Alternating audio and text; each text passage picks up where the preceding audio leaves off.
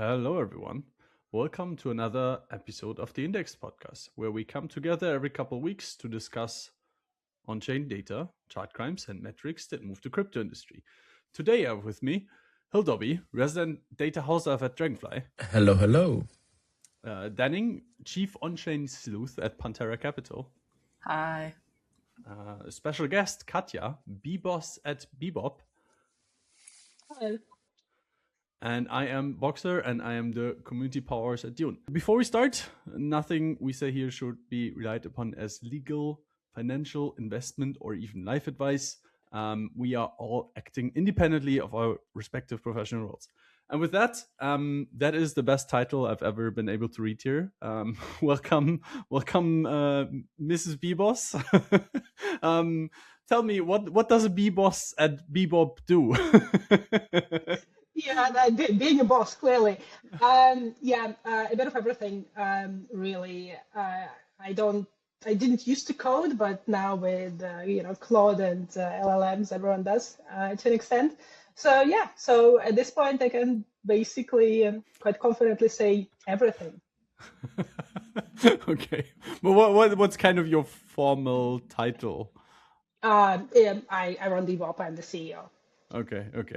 And Bebop, for those who are not familiar, what does Bebop do? We are an on-chain execution platform. We started as the on-chain RFQ platform, and basically we bring great codes of execution powered by professional market makers on-chain. And so with that, of course, there are developments with PropAMM type market maker liquidity on-chain, and so that's where we're expanding our product suite with the BOPAMM. I see. And Bebop has been around for quite a while. I feel like I've been seeing this name fly around for like 2 years at this stage. Is that kind of? In earnest, we started sort of towards the end of 2022, beginning 2023. So I think it's been now 3 years. Oh wow, yeah. 3 and a bit already. Time flies. I've been around in the industry for too long. So I guess so. Like, what's kind of the stages of evolution of Bebop? It's like you start out as kind of like just competing for DEX aggregator volume walk me through this without me making too many assumptions. Yeah. So my background is in TradFi and TradFi infrastructure. Before going into crypto, I was at the London Stock Exchange Group. Then I was at Wintermute, and then I kind of intimately discovered DeFi and got all really excited by it. But also at the same time, it was kind of interesting to sort of see how DeFi offered a bunch of amazing innovations, such as obviously, AMMs and flash loans and things like that. But at the same time, it kind of seemed to be full of people who wanted to reinvent the wheel. So certain things worked in kind of weird ways on chain for no good reason. For me, the exciting part was about kind of taking what I know from TradFi or from global finance, from centuries and centuries of how global finance developed and worked, because there are good reasons for that, right? There could be bad reasons, but there are also a bunch of good reasons. And it felt like DeFi would sort of just discard all those reasons as being bad reasons, right? And so I kind of wanted to bring that together, and instead of just, and basically take the best of both worlds and put them together in DeFi. And so that's how I ended up with Bebop and with the RFQ model. So again, bringing professional liquidity on chain. Yeah, in a way, almost I would call you a RFQ queen, because like you're always on the RFQ panel as the only woman. But also, like, is it fair to characterize Bebop as basically like an RFQ platform where I guess you guys work with a lot of market makers behind who is providing liquidity and quotes, and at the same time you can plug into different type of front ends, including DEX router, DEX aggregators. But I don't know if like at this point Bebop is beyond RFQ. That might be too simple to call it. We primarily are still RFQ. We are a little bit maybe beyond just professional market makers. One thing that we started doing recently is working with a lot of RWA issuers who actually act as liquidity providers and price providers for their own assets, right? So whether it's on-chain FX, whether it's stocks or commodities or anything else, that works really well.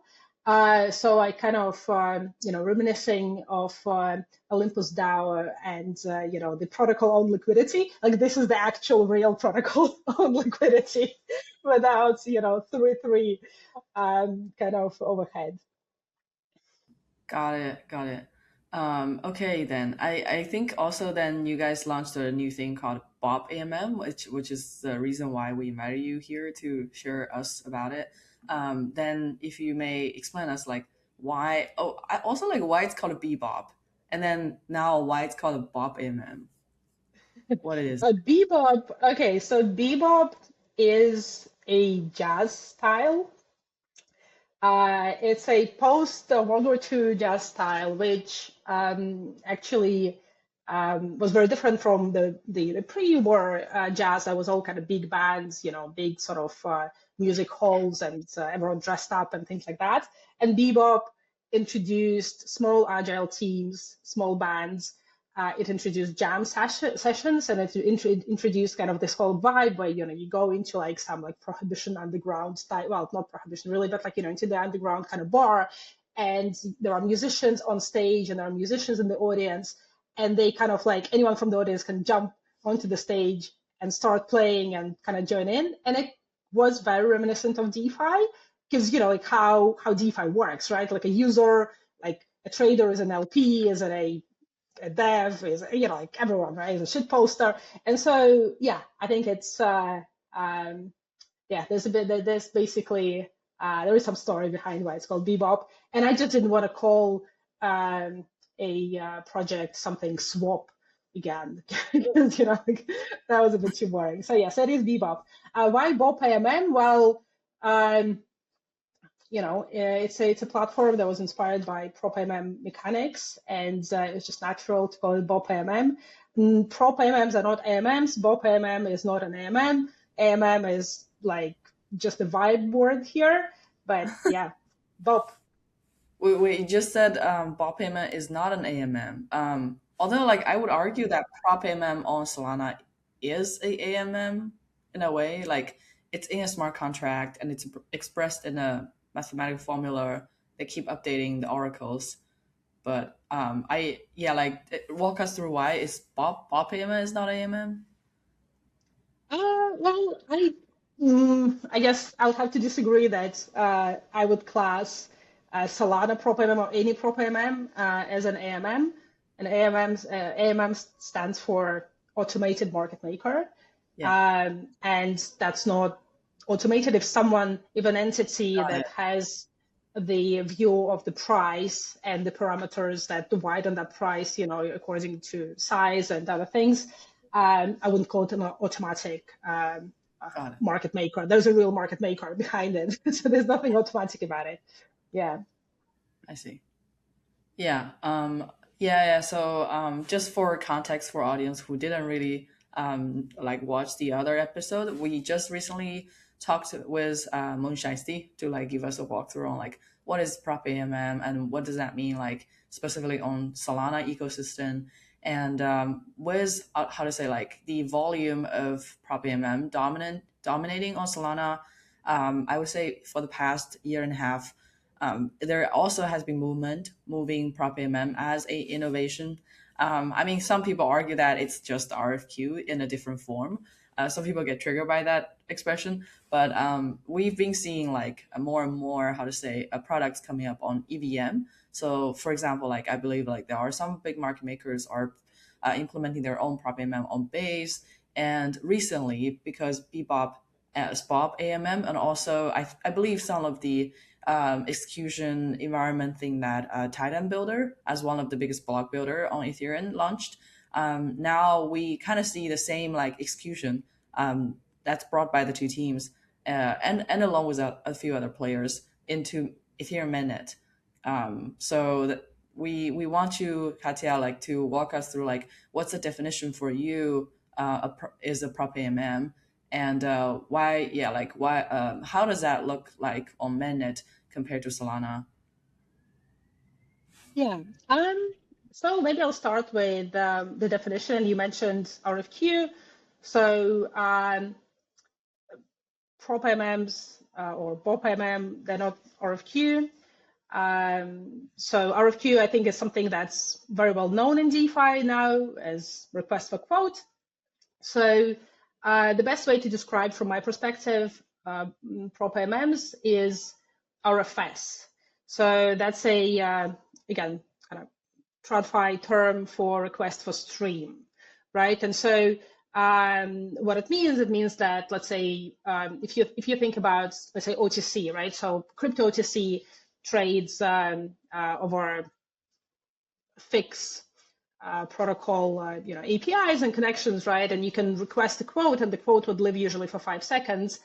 And you can request a stream, right? And the stream would be in some shape of a book, but it's not an order book because there are no orders, right? It's the fixed quotes, so the fixed quotes that continuously update, so they're firm, but they are constantly updating, so they're streaming, and they come from a single maker, right? And so from that perspective, that's exactly what PropAMM mechanic is, right? It's not an order book in a sense that anyone can come and put orders into this book, right? It's literally the quotes at size, so the ladder that a market maker is there to trade at, right? Is committed to trade at, and so that's and the only difference is that instead of publishing this through an off-chain API, this is being pushed on-chain, right? And so those quotes, those prices become tradable. Now, the difference between RFQ and RFS, as I said, is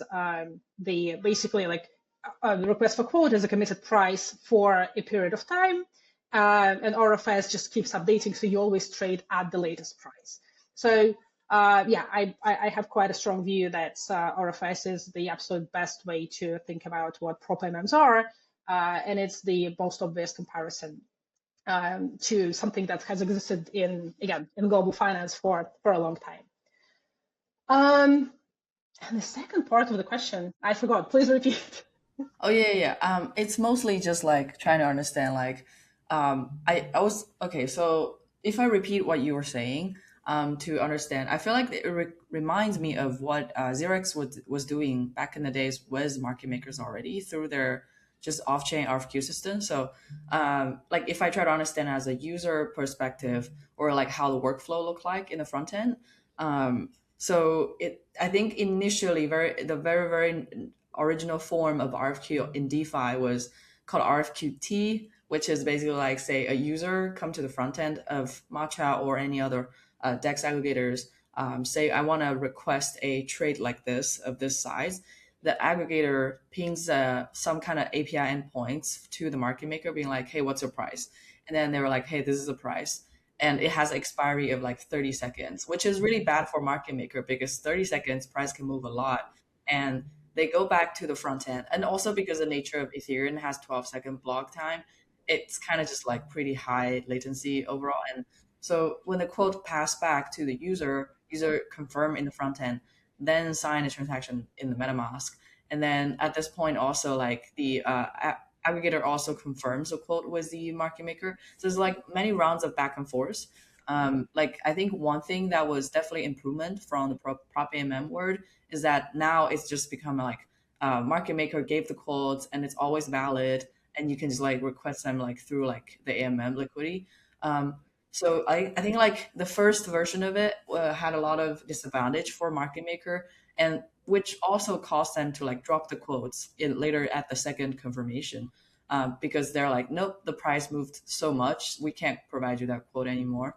Well, actually, to correct myself, 30 seconds is valid, but I think, yeah, like there's the first round of soft quote and then there's a second round firm quote. So like it's a lot of like back and forth.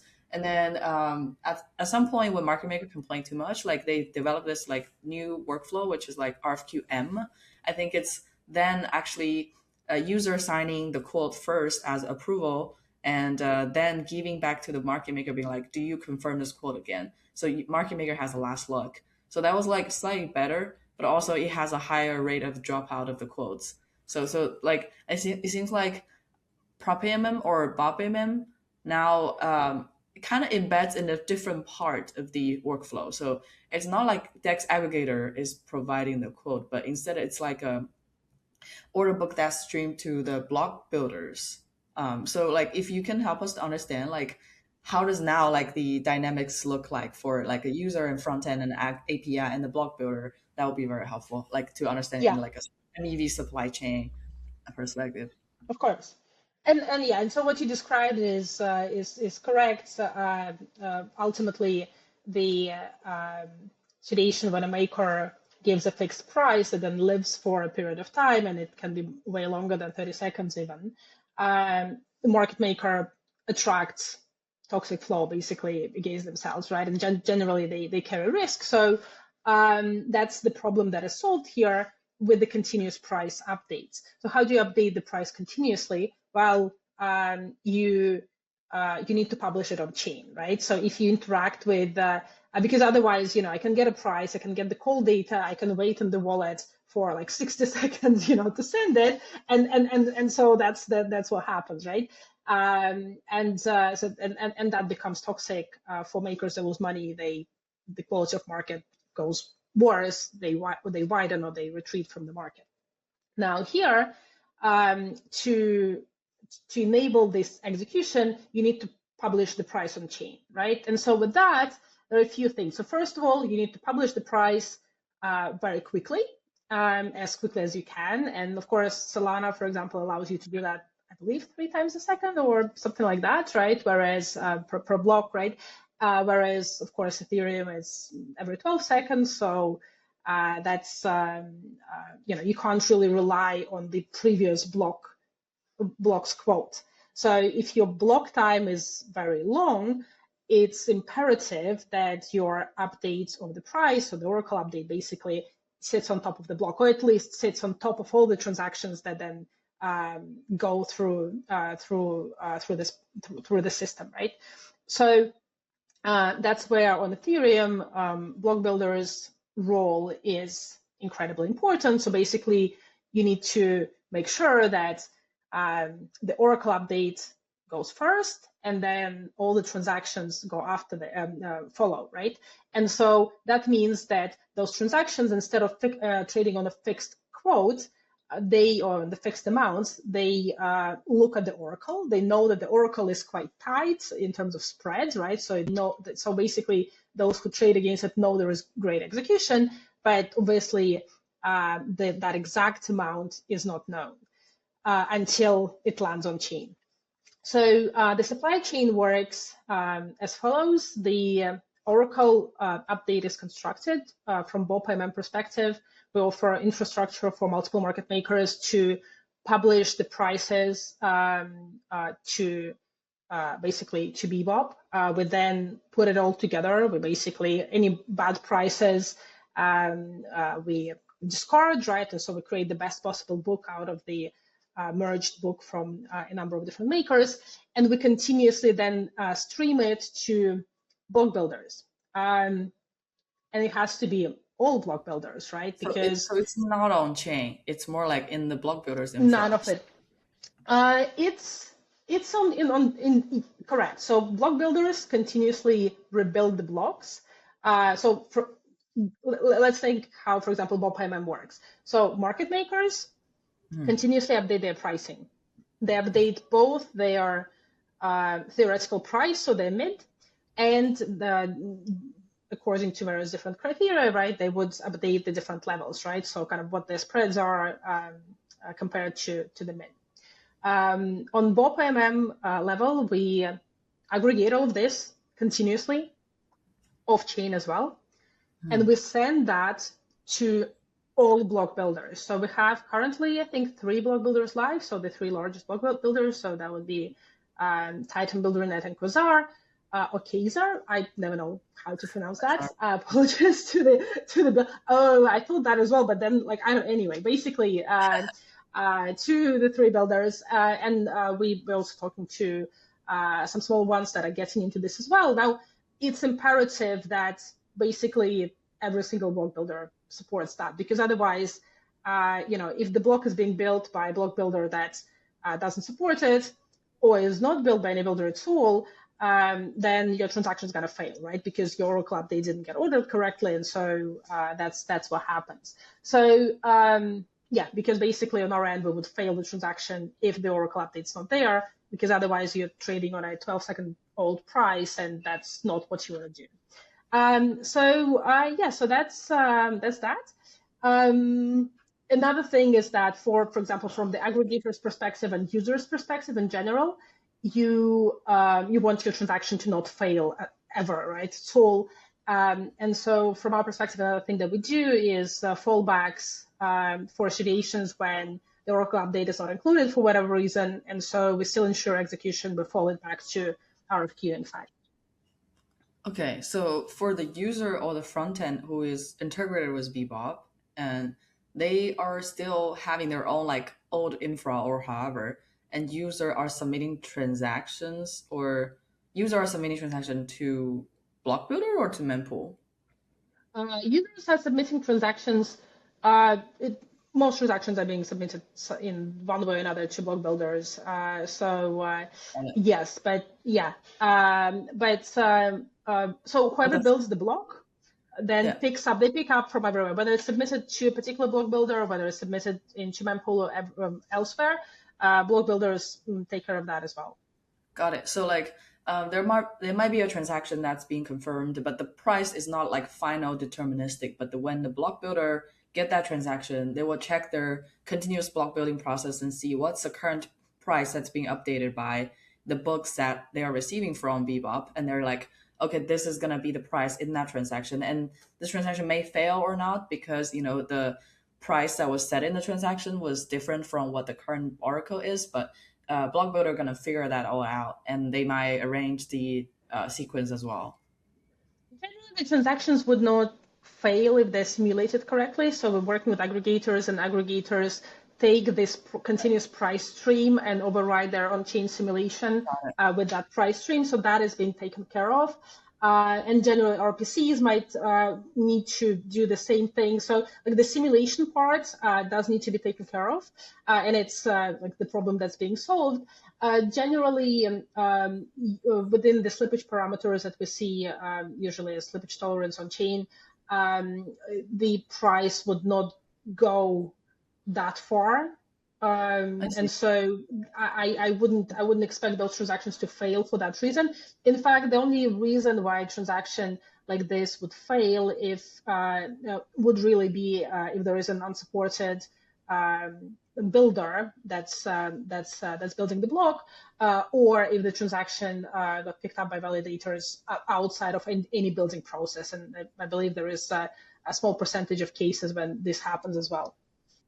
Got it. So like in the worst adversarial scenario, I'm in my head right now. So like if there's a huge like market crash or like a big volatile day, I mean, because like it sounds like the price may be a little bit less certain for user based on what they saw compared to now, because now market maker has ability to keep updating in the block building process, which is 12 seconds, which can be 12 seconds after user confirm as well, right? So like, is there any like fallback or like protection mechanism for user, or like what would be the worst case for them? So RFQ exists across the board, again, on-chain, global finance, for fill certainty, right? If you want to have fill certainty, you must use RFQ, right? So like that's the one thing, because in this case, like the amounts are signed, the quote is signed, everything is completely, hi dad, everything is completely fixed, and so that's totally cool, right? So basically, it doesn't fail in this situation. Now, let's say there is a big tick, right? On a big tick, let's say you're trading against a pool. On a big tick, MEV searchers are going to go to ARB that pool, they're gonna really race to arb that pool. And it's really going to happen top of block, right? And the user is not trading top of block. So if the price moved and the pool got moved with the price, right, on that tick, and the price moved by 1%, the user's transaction is going to fail as well because the slippage is not there anymore. Basically it exceeds the slippage. So from this respect, I think there is absolutely generally it's. So you're saying it's not worse for a user. Like it's better for the user. Yeah, like in the volatile time like that, users are fucked anyway. Like if they're trading on AMM, and like RFQ is still a better solution. So execution quality is a combination of price, but also certainty, execution certainty, right? And so, exactly. RFQ will give you execution certainty. It's probably going to be wider, especially in the volatile time, but in volatile time, any market's going to be wider anyway. Got it. Yeah, that makes sense.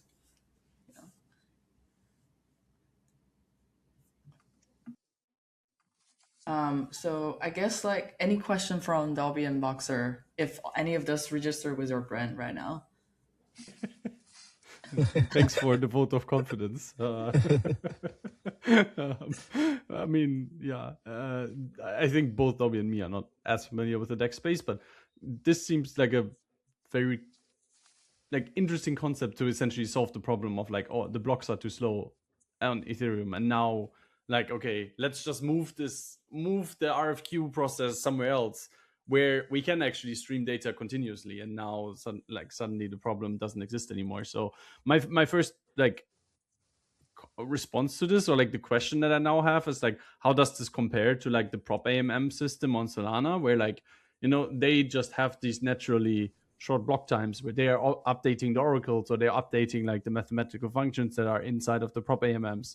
So how do these two processes compare, and maybe what are the up and downsides for, I guess, Katia, you're probably looking at this out of the perspective of the market makers, right? You're trying to optimize for also at the end of the day, it's the users need to get a good quote, but on the other side, you need people to provide liquidity into the system and be profitable doing that, and have certainty doing that. So I guess it's more your supply side is more important, and then the I don't know, the demand side being the users is that is just a second order effect of if the market makers can have a good business, then the users are gonna come, or the users are gonna be served in it's the other way around. It's the other way around. If there's flow, market makers are gonna come. There's this is the biggest, I think, myth of anyone, right, who comes on chain with some asset and I need a market maker, and I'm no, you need flow, because honestly, I guarantee you have flow, you won't even have to ping a market maker or have a call with them or anything. They're gonna come. So actually yes, I have to. Well, I have I think really good relationship with the number of market makers, and we work very, very closely. And I care about them as a human being, right? And but also I must care about them from the perspective of Bebop, PropAMM, RFQ, all of that, right? Because they need to not get wrecked, because the moment they get wrecked, they widen. It makes worse quality of the market, and ultimately it's worse for my business, right? So that is kind of from the business perspective why I care about the makers. But takers, buy side drives the sell side, not the other way. Yeah, whenever you see there's meme coin trading platform pump.fund kind of thing on Solana, that's when market makers now are I feel when there's retail activity and then they're pushing the price difference from central exchange to DEX, there's price arbitrage, then there's money to make, then market maker come. Definitely not the extreme long tail meme coin, but once anything that become kind of dominant and become their own Binance, then there's opportunity to really market make and make money. So that was a good call out, Katia. And to your question, Boxer, about the difference between Solana versus the EVM, I think basically like if we think about why PropAMM exists or happened on Solana first, it really was two reasons in my opinion. One is they have like cheap gas costs to update Arco aggressively, and it was like way cheaper than Ethereum, and that's why also like Base we started like having that as one. The other thing would be basically continuous block building. So like in Solana, you have like threads that you keep streaming out of every block, and in which case they can keep like updating at every thread. And in this case, Titan and the other block builder now provides like a continuous block building process for them. But the only difference is that this in the Ethereum case, we're trusting three central party to like not censor the block, not censor the quotes, or not censor the stream, or like actually doing the optimal matching for quotes or like updating like transactions. And in the Solana case, well, I guess like in Solana case, you're kind of also trusting the like the leading validator also. So it's really seems like it achieves the same effect with the existing infra on Ethereum, is my understanding. Wouldn't shorter block times be something you would be heavily incentivized to look forward to on Ethereum? Wouldn't that also be a huge improvement to the protocol, or is my misunderstanding? Because it would remove some of the even trustworthiness of the party, right? Even if you shorten from 12 seconds to 2 seconds, it's still not comparable with Solana's. Oh yeah, no, that's for sure. So it's like No. Like a near real time infra to like support that, I think. But wouldn't like from 12 to even like 6 or like 2 seconds, wouldn't that still be a significant improvement of removing third party trust overhead for the users and market makers, or wouldn't that? I think. Go ahead. Yeah. So market makers are centralized parties, right? Like without a doubt, right? And so I think. But when there are multiple of them, right, and they're signing their quotes and they're eager to, it's basically the trust here is driven by incentives, right? Like if as a market maker you push the price that you signed and you're willing to trade at this price, you're putting your money where your mouth is, right? And suddenly, if someone and it's signed, right? So basically, it can't really like not be, it can't be tampered with, right? Perhaps it could be by some mistake not included or whatever, but that would be also very transparent and very known to all the parties, right? And so again, right, the incentives here I think are very much aligned to make sure it all works. Shorter block times would be definitely better, as well as of course the cheaper gas fees. One thing we didn't quite cover here is that there is cost to publishing those Oracle updates, right? And that has an effect on the cost of execution, of course, right? So that's that. But I mean, generally, when we talk about block times, we're talking about kind of in practice, how often can you trade at the right price? Like currently on Ethereum, you can trade once every 12 seconds, right? And in in a block time of 1 second, you're able to do that once a second. I mean, ultimately, the price discovery happens on the fastest and most liquid venue. So we're not talking here about creating price discovery, neither on Ethereum, nor on Solana, nor on any of the faster chains that are out there. The price discovery for crypto at large happens on Binance, and price discovery for RWAs happens on Nasdaq and other venues as well, right? So what we're talking about here is how able are we to bring the price discovery on chain and reflect it there, so that when you execute at the correct price rather than a price that's 12 seconds stale in a pool, for example. So yeah, basically faster block times will allow you to trade at the better price, at the correct price more often, and that's a good thing. And with the tech working for EVM chains, are you eyeing any other EVM chains than main? I know, of course, a lot of the liquidity is on mainnet. What's your view on the other EVM chains out there? Yeah, there is nothing unique about mainnet Ethereum, apart from the fact that it's most complex place to do this because of the block builder's role, right?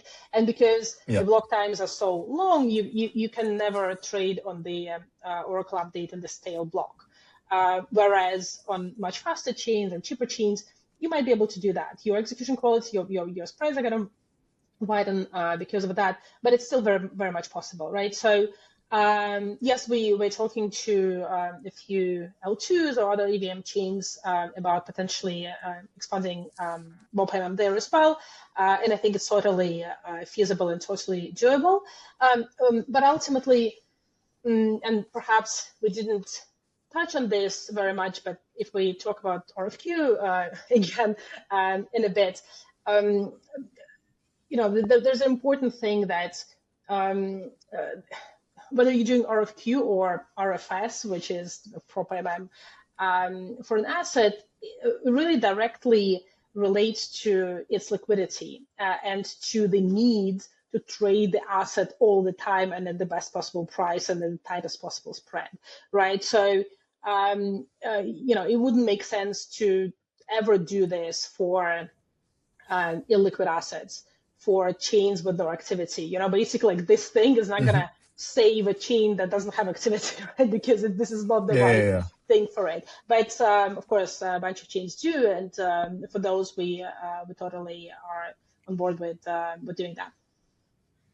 Can Bebop exist? Sorry, PropAMM exist without block builder today, or like, is there any other technical hurdle right now on Ethereum that just wouldn't support that without a block builder's continuous execution, like this thing called ACE by Titan, application controlled execution, but really basically they will stream the book and everything. I saw you guys were proposing about EIP 8212 and like a block scopes, transient storage, and a few other things. So I'm wondering if that's what it means. Like, you guys are trying to push for, like, one day maybe on Ethereum there is no need for block builder, but Ethereum can support that also. So in 8212 is the EIP that we proposed to make those Oracle updates cheaper. And so in a nutshell, what it does, instead of storing this update forever and ever in the blockchain history, you only store it for this block, right? And so because of that, it's much cheaper, and you use it within the block, and that's it, right? So the execution happens and you go. I think it already exists for transaction scopes, something.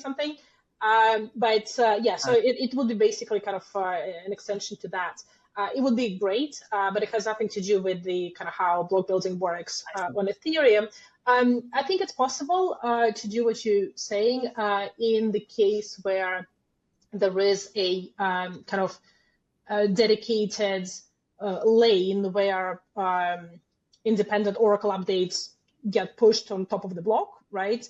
As agreed by everyone, right? And then transact. And so basically, because this is what all the block builders are now kind of like agreeing to do. Because again, right, like, it's not enough for one or two or even three block builders to do this. And the more, and if we see more diversification in the block builder space, right? So with builders that have smaller and smaller market share, but obviously more of them, we'll still have to have them all do the same thing, right? And at that point, perhaps it has to be then done on the protocol level. But we're not sitting there waiting for it. Got it. But right now, like, just so I make sure that that I understand this correctly, and that also our audience by proxy understands correct. Currently, block builders are essentially running yet another sidecar to kind of like receive the quote. I don't know if like sidecar is technically the correct word, but they're receiving receiving like a different stream of data that then kind of like contains the quotes and matches like whatever is currently in the virtual order book that doesn't really exist, but like whatever is in the transactions that are like trying to get into this block to like the respective quotes that are on chain. Is that kind of a correct understanding? That is correct, yes. Okay. That is absolutely right. And then being a data podcast, Katia, you did bring along some data. So maybe like my assumption going into this data section would be that like this should reliably have much better quotes than all of the other like traditional AMMs or like other RFQ systems, just because you are able to like utilize the like inter-block slots so much more efficiently, because the block builders have access to like a continuous stream of kind of like, it's not Oracle updates, but like kind of virtual Oracle updates, where it's like, you know, Yes. they get like the quotes that the market makers actually want to trade these assets at. Yes, so allow me to front run Katia with this like dashboards from Titan Builder. Shout out to them. This is really comprehensive, like pretty sick. So like if you look at this charts right now, this is like the comparison of all the venue, the pricing for a ETH and USDC trade at 1,000 sides. And so you can kind of see like the price is going up from like 1,640 something to up to like 1,644, and the orange line is Binance. And look at how bad Uniswap V3 is. It's like pretty much off the charts and like much wider spread. And you can compare like the other few venues here listed as the PropAMM on Ethereum, which is BopAMM, FermiSwap, and Kipseli. I don't know if FemiSwap is a PropAMM for sure. Let me see.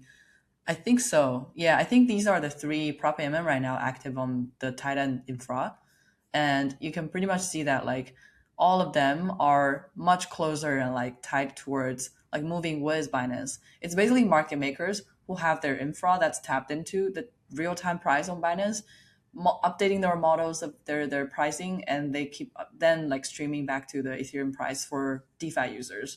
And so it's visibly way better. And this is another chart which is checking the bid and ask spread.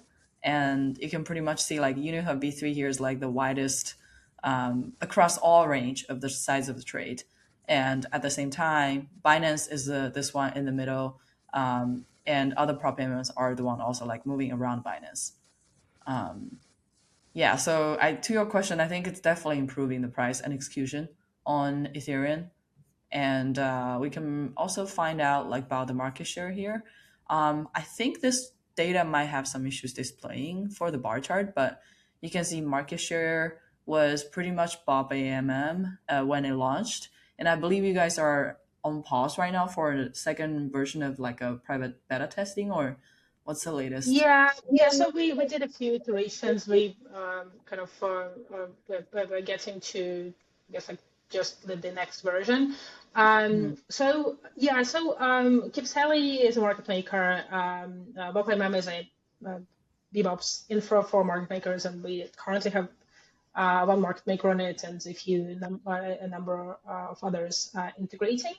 Fermi, I'm not exactly sure. The pricing that they have doesn't look to me exactly like it's like they're a market maker, because their spread is always 2 bips, which no market maker would ever keep at 2 bips exactly. So my guess is they're trading off an Oracle, and they kind of and keep like a specific spread. But I would say that generally right now it's really pretty early in the in this. For us, definitely we're still pretty much in beta.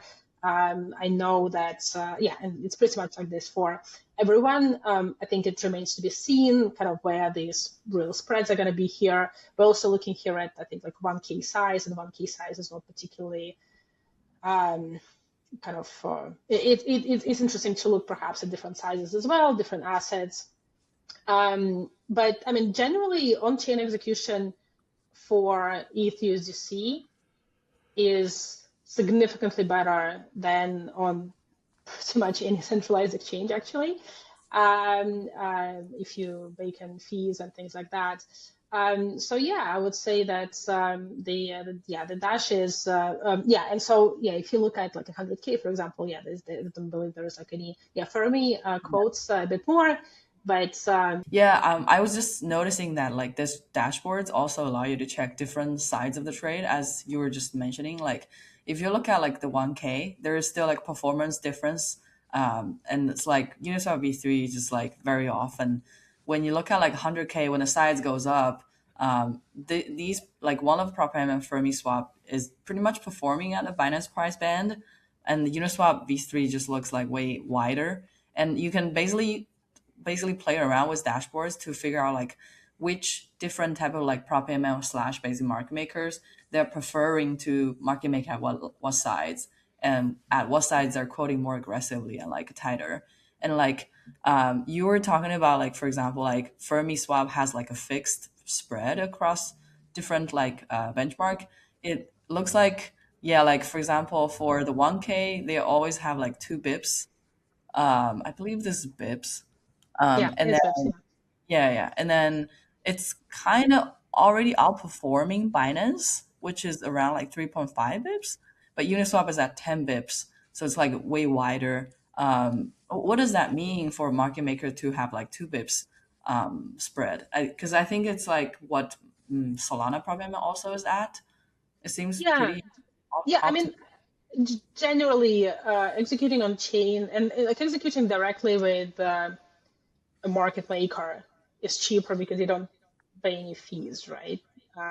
So there's no venue fee as part of that. And so, of course, when you compare to Binance, and that's why you always compare to the various VIP levels that I see. add extra fees, right? But generally, executing, for example, if you trade OTC with a market maker, is going to be cheaper for you than executing on chain, right? So exactly in the same way, obviously, we see this spread which is fixed for UniV3. That's because it's a 5 basis point pool, right? And so that makes the 10 bip spread. And so and that's where this comes from. But ultimately, so we're looking at sizes and things like that here. And yeah, again, this is early days, right? I'm very confident that we're going to see much larger sizes, a lot more tokens as well within this kind of PropAMM world. And on PropAMM, we already support both ETH-USDC and WBTC-USDC. But obviously, because we have so much experience with on-chain RFQ,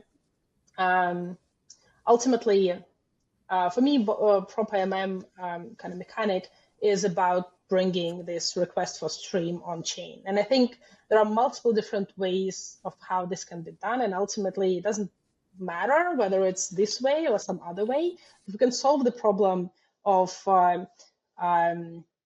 basically segregating toxic flow and things like that, then we're going to get even better execution, especially at smaller sizes. When it comes to larger sizes, we're still going to see probably RFQ there being more dominant, simply because you don't want to push an Oracle update for 10 mil, 20 mil, something like that, right? You're paying for it, but you're not executing this, so like it doesn't really matter. It doesn't really make any sense. And so like larger sizes, less liquid tokens would continue trading on RFQ.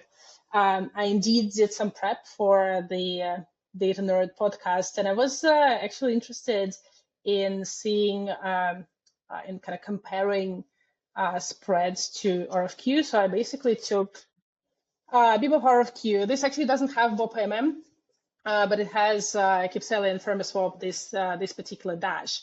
And so what I was seeing, for some reason it's not moving. I don't know why, but let's see. So basically, this particular dash shows spread versus Binance Mid, right? So compared to Binance Mid, this is like going up to 6 bips. Sometimes we saw something negative here. But for example, if we look at, let's look at 100K, right? So we're looking at 100K. We already see, we see that Fermi, for example, is quite low spread, but now it's really coming quite close to Bebop RFQ in many cases. And as we go higher and higher and higher, so for example, like 500K, well, actually 500K currently, we don't see Fermi swap here at all. But look at the comparison of Bebop RFQ to Uniswap V3, right? So we're looking at 50 bips here, and we're looking still at like 5 to 10 bips to Binance Mid at this level, right? So, and we have two streams here. We have kind of short expiry and long expiry. So we actually see quite often shorter expiries here.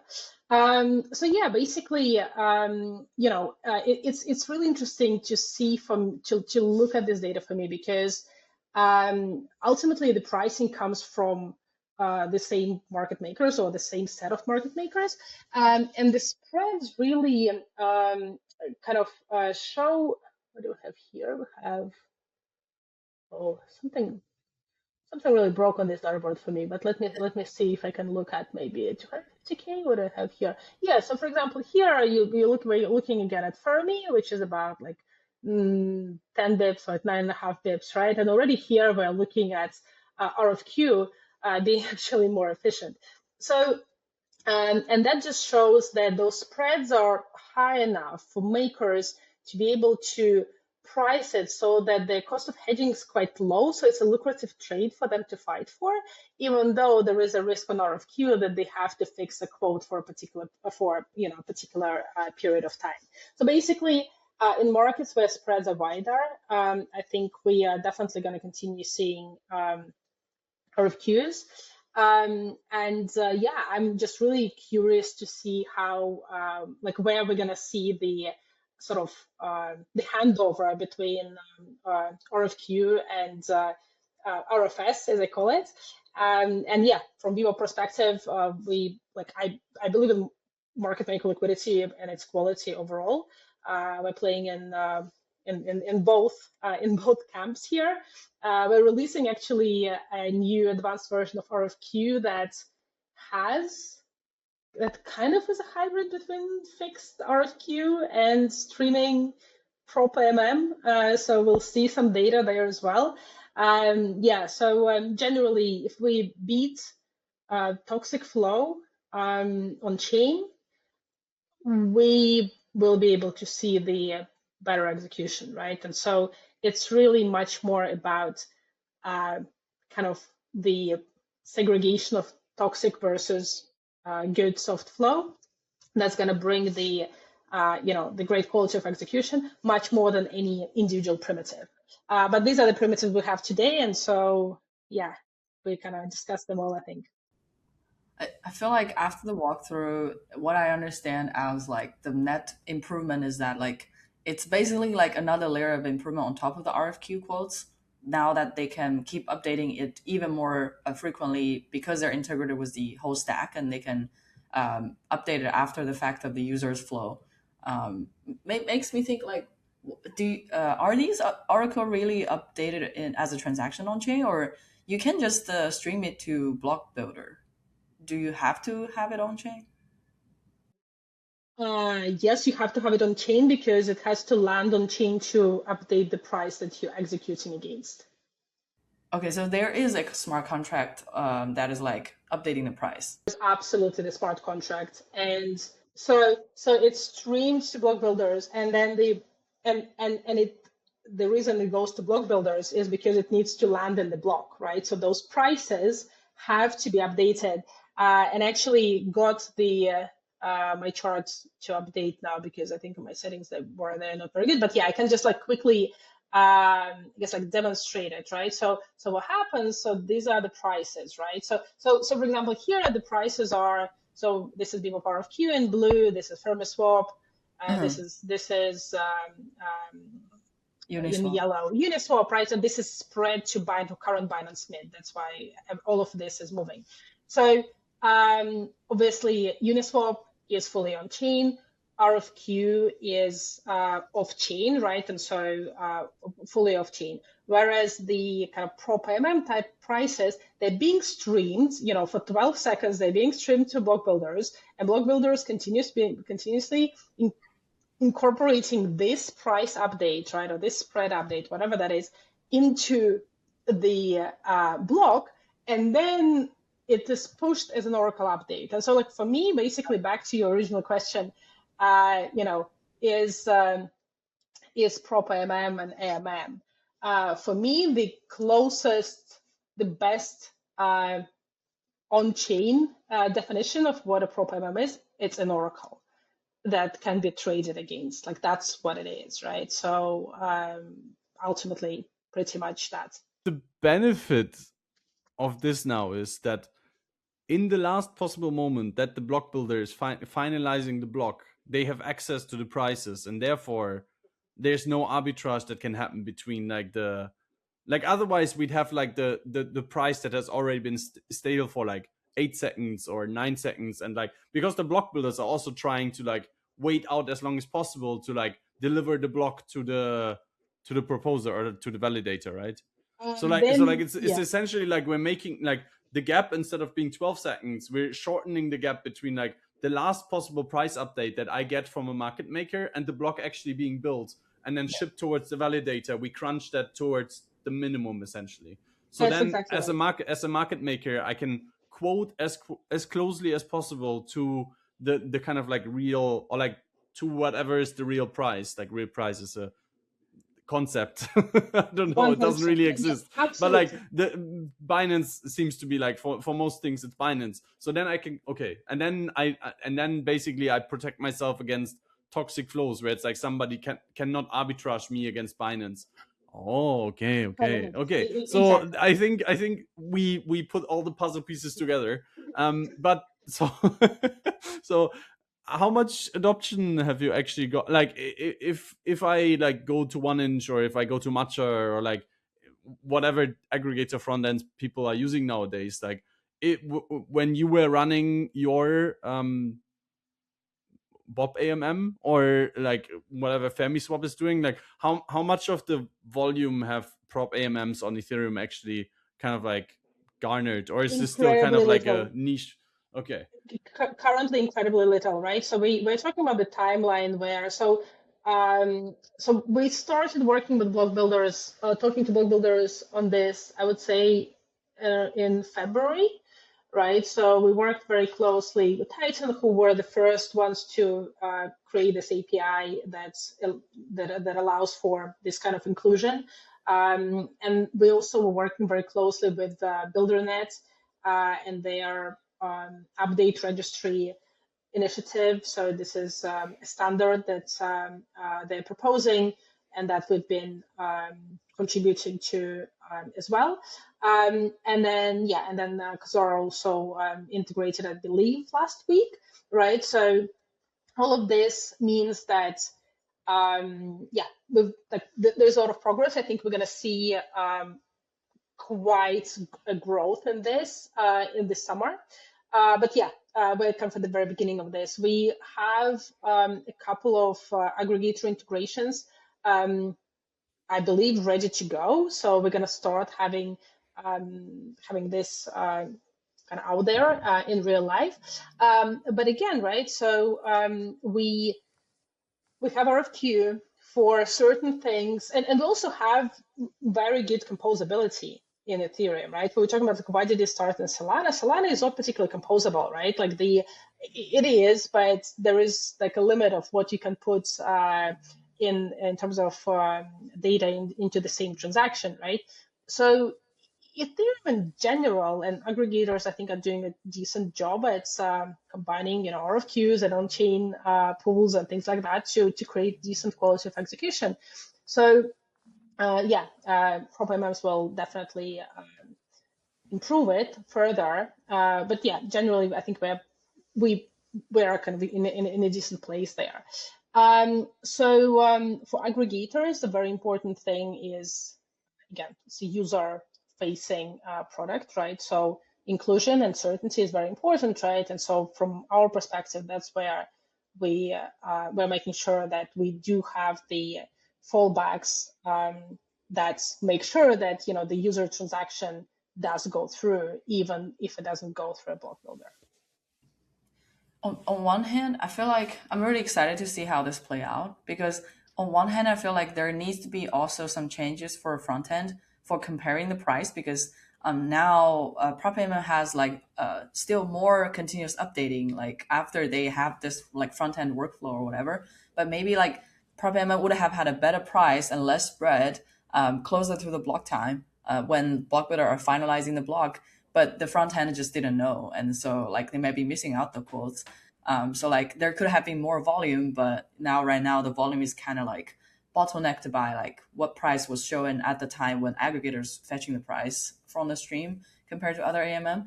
But on the other hand, like we've seen like cat mouse game happening or like spoofing happening on the other ecosystems. So it's also possible for like PropAMM to like give a fakely better price at the user confirmation time, but just keep updating like much worse price, like, or to their favor at the end, like at the very last millisecond when Titans finalize the block. So I feel like, yeah. I think there are some caveats here. Generally, part of what PropAMM is there to do is also kind of police and monitor that, right? And if we see that, because ultimately, as a neutral platform for this, we understand this problem, and we definitely want to create a better market rather than kind of like a cat and mouse market. At the same time, there is a caveat that Titan or Builder Networks or any other block builder doesn't actually know which block is gonna get validated, right? So the block gets picked up at some point. So you can't really wait as a market maker, as a builder, as a whoever. You can't wait to any last millisecond because you don't know what the last millisecond is.